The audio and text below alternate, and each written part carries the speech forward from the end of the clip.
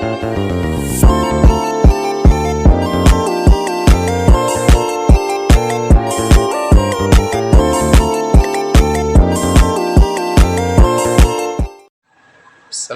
warahmatullahi wabarakatuh. Perkenalkan, nama saya Amirul Haq Al-Alori. Saya dari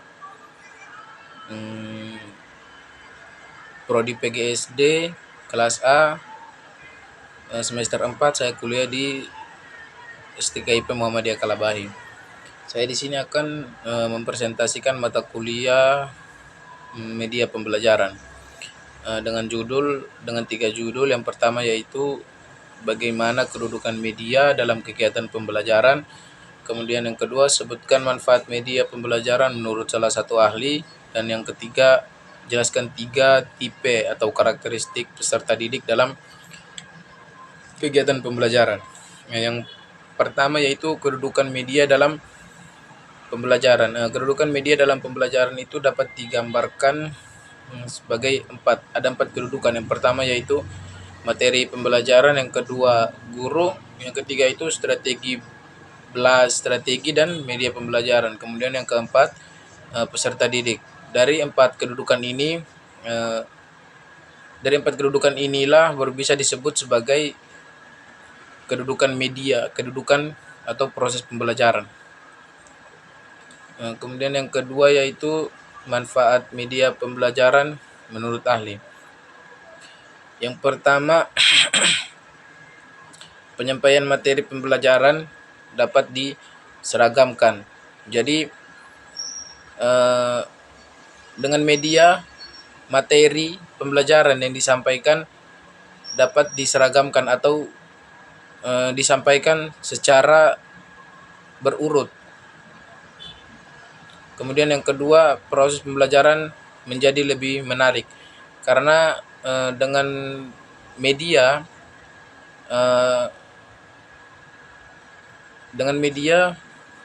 minat belajar siswa itu menjadi bertambah, dan media yang ditampilkan itu juga bisa membuat pembelajaran menjadi lebih menarik. Kemudian yang ketiga, proses pembelajaran lebih interaktif. Yang keempat, jumlah waktu belajar atau mengajar dapat dikurangi. Jadi dengan media pembelajaran yang ditampilkan, waktu pembelajaran yang awalnya sekitar 100 menit bisa dikurangi menjadi 50 menit dengan media yang ditampilkan oleh guru. Kemudian yang kelima, kualitas belajar peserta didik dapat ditingkatkan.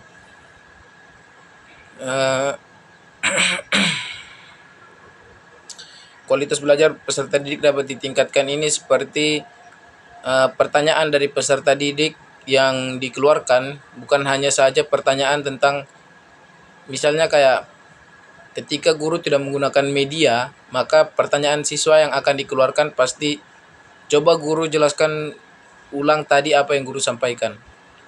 Tapi dengan media, maka siswa bertanya bukan pertanyaan yang tidak perlu ditanyakan, tetapi dia akan bertanya apa materi selanjutnya atau materi yang ditampilkan itu bisa dicerna oleh siswa. Yang keenam yaitu proses pembelajaran dapat terjadi di mana saja dan kapan saja.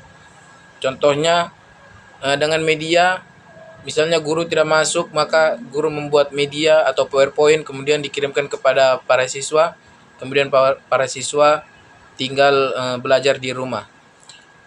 7.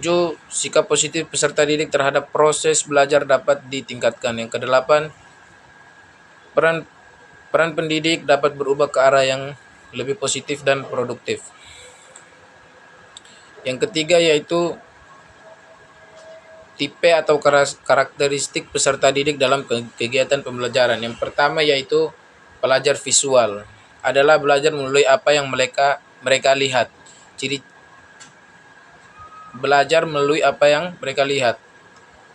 Adapun juga ciri-ciri gaya belajar visual adalah yang pertama, teliti terhadap yang detail.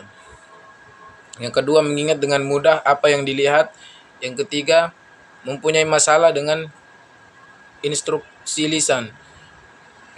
Yang keempat, tidak mudah terganggu dengan suara gaduh. Jadi anak yang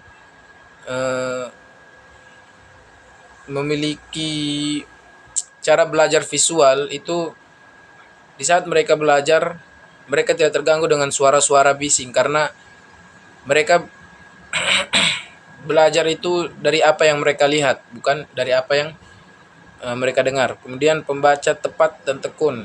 Jadi salah satu ciri-ciri karakteristik siswa yaitu visual adalah dia bisa menjadi pembaca cepat dan tekun. Kemudian yang ke F, lebih suka membaca daripada dibacakan. Lebih G, lebih suka metode demonstrasi daripada ceramah.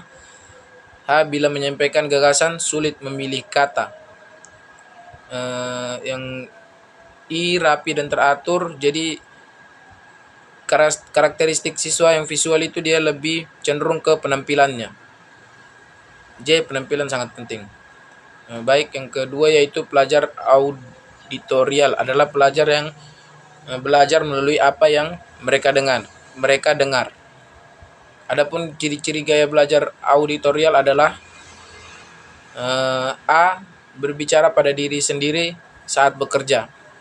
Jadi pada saat belajar atau mengulangi pelajaran, siswa harus banyak berbicara. Karena dengan bicara itu mereka dapat mendengar, dan dari mendengar itulah mereka dapat mengingat pembelajaran. Kemudian yang kedua, konsentrasi mudah terganggu oleh suara ribut. Jadi karakteristik pelajar atau siswa yang auditorial ini adalah mereka kebalikannya dengan siswa yang visual. Siswa yang karakteristik belajarnya visual, karena pelajar auditorial ini mereka belajar dari apa yang mereka dengar. Kalau visual kan mereka belajar dari apa yang mereka lihat. Jadi mereka tidak terganggu dengan suara ribut. Kebalikannya dengan siswa yang auditorial, mereka sangat terganggu dengan suara ribut karena mereka harus fokus ke apa yang sedang mereka pelajari. Kemudian yang ketiga, senang bersuara keras ketika membaca. Itu juga sama, dia harus mendengar apa yang dia baca agar dia mengingat. Terus yang keempat, sulit menulis tapi mudah bercerita. E, pembicara yang fasih. F, sulit belajar dalam suasana bising. G, lebih suka musik daripada lukisan. H, bicara dalam irama yang terpola. Jadi salah satu kelebihannya pelajar auditorial adalah mereka bisa berbicara dengan teratur. Yang kedelapan, lebih suka gurauan lisan daripada membaca buku humor. Dan yang kesembilan, mudah menirukan nada, irama, dan warna suara. Kemudian yang ketiga, pelajar kinestetik. Jadi kinestetik ini adalah karakteristik siswa yang mengandalkan gerak dan sentuhan. Jadi kinestetik ini juga dia gabungan dari auditorial dan visual. Jadi dia belajar mau menggunakan visual ataupun auditorial, menggunakan dia melihat ataupun mendengar, itu semua bisa. Tapi kelebihannya adalah dia harus lebih banyak bergerak atau mengerjakan sesuatu begitu. Seperti dalam memahami apa yang ia pelajari, ia harus mempraktekkannya. Kemudian ciri-ciri gaya belajar karakteristik siswa yang kinestetik adalah yang pertama, berbicara dengan perlahan. Kemudian yang kedua, menanggapi perhatian fisik. Yang ketiga, menyentuh orang untuk mendapat perhatian. Jadi seperti ketika dia ini mau berbicara, dia harus mendapatkan perhatian yang lebih dari orang tersebut, dan ketika orang tersebut itu tidak memperhatikannya, maka dia akan menyentuh orang tersebut atau memanggil orang tersebut untuk mendengarkannya agar dia bisa berbicara. Kemudian yang keempat, banyak bergerak dan selalu berorientasi pada fisik. Yang kelima, menggunakan jari sebagai penunjuk dalam membaca. Jadi ini juga menjadi kesalahpahaman kebanyakan para guru, karena biasa dulu waktu kita kecil kita belajar Iqra, kita belajar membaca, terus kemudian ada siswa yang dia cara membacanya tidak pakai menunjuk, itu guru pasti langsung memarahinya dan menyuruhnya untuk menunjuk. Padahal siswa tersebut itu dia gaya belajarnya gaya belajar visual bukan kinestetik. Dan para siswa yang membacanya dengan menunjuk, maka dia gaya belajarnya itu adalah kinestetik. Jadi kita sebagai guru harus banyak-banyak memahami karakteristik siswa. Kemudian yang keenam, banyak menggunakan isyarat tubuh. Jadi ketika dia berbicara, itu dia harus menggerakkan semua tubuhnya agar supaya apa yang dia sampaikan itu bisa dia ingat. Kemudian yang kedelapan, tidak bisa duduk diam dalam waktu yang lama. Jadi pelajar kinestetik ini dia harus bergerak terus, dia harus mempraktekkan sesuatu terus agar dia selalu mengingat. Kemudian yang kesembilan, menyukai permainan yang menyibukkan. Seperti yang tadi, dia harus terus bergerak. Kemudian yang ke-10, selalu ingin melakukan sesuatu. Dan yang terakhir ke-11, tidak mudah mengingat letak geografi. Baik, mungkin itu saja presentasi dari saya. Mohon maaf kalau ada kekeliruan, ada sedikit kesalahan. Billahi fisabilil haq.